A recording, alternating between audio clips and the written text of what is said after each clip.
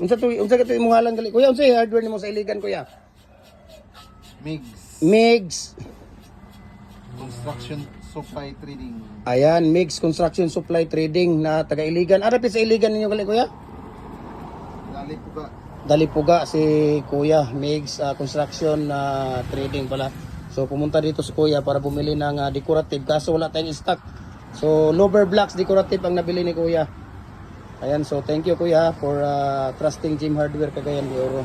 Ayan. Si Kuya. So shout out dyan sa taga Iligan. Ayan. Ato na yato dito Kuya sa imuhang sakyanan.